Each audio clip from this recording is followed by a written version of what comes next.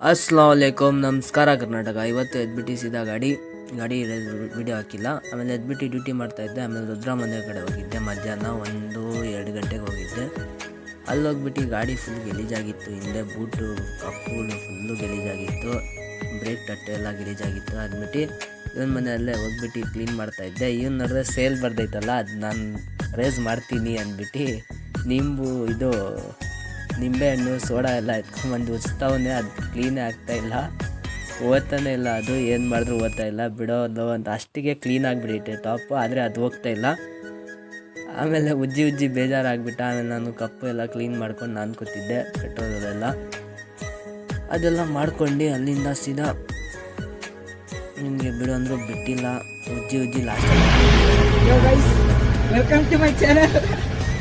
ಇವನ್ನೇ ನೋಡ್ತೀರಾ ಕಂಜೂಸ್ತನ್ ಮಗ. ಇವನ ಹತ್ರ ಮಾತಾಡ್ಕೊಂಡು ಆಮೇಲೆ ಡ್ಯೂಟಿ ಹೋಗಿದ್ದೆ. ಮಲ್ಲ ಫಿಶ್ ಆಗಿ ಅಲ್ಲಿ ಬಾಡಿಗೆನೇ ಬಿದ್ದಿಲ್ಲ. ವೇಟ್ ಮಾಡಿ ಇಫ್ತಾರಿ ಟೈಮ್ ಬೇರೆ ಆಗ್ತಾಯಿತ್ತು. ಆಮೇಲೆ ಒಂದು ಬಾಡಿಗೆ ಹಾಕೊಂಡು ಬಂದೆ. ಇಫ್ತಾರಿ ಹಾಕೊಂಡು ಆಮೇಲೆ ಬಂದು ಗಾಡಿ ಸ್ಟಾರ್ಟ್ ಮಾಡ್ತಾಯಿದ್ದೀನಿ. ಸ್ಟಾರ್ಟೇ ಆಗ್ತಾಯಿಲ್ಲ ಗಾಡಿ. ಏನು ಪ್ರಾಬ್ಲಮ್ ಏನೋ ಗೊತ್ತಿಲ್ಲ. 2-3 ದಿವಸದಿಂದ ಹಂಗೆ ಆಗ್ತೈತೆ. ಆದರೆ ನೆಟ್ಟಿಗೆ ಹೋಗ್ತದೆ, ಹಿಂಗೆ ಆಗೋದು ಸ್ಟಾರ್ಟೇ ಆಗೋಲ್ಲ. ಹಂಗೋ ಹಿಂಗೋ ಮಾಡಿ ವರ್ಕ್ ಮಾಡೋಕ್ಕೆ ಹೇಳಿದ್ರು ನಮ್ಮಮ್ಮ. ಅದು ಆಫ್ ಆನ್ ಮಾಡ್ಕೊಂಡು ಸ್ಟಾರ್ಟ್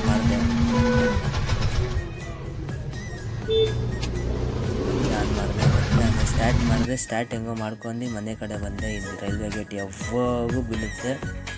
ಆಮೇಲೆ ರೈಲ್ವೆ ಗೇಟ್ ದಾಟ್ಬಿಟ್ಟು ಸೀದಾ ಮನೆ ಕಡೆ ಬಂದೆ. ಮನೆ ಕಡೆ ಬಂದ್ಬಿಟ್ಟು ಏನಾದ್ರು ತಿನ್ನೋಣ ಅಂದರೆ ನನ್ನ ಫೇವ್ರೇಟ್ ಫ್ರೂಟ್ ಇತ್ತು. ಆಮೇಲೆ ಅದು ತಿಂದ್ಬಿಟ್ಟು ಅಷ್ಟೇ. ಇವತ್ತು ನಾವು ವ್ಲಾಗ್ ಸೀದಾ ಹೋಗ್ಬಿಟ್ಟು ಗಾಡಿ ನಿಲ್ಲಿಸಿದೆ. ನಾಳೆ ಸಿಗೋಣ. ಬಾಯ್.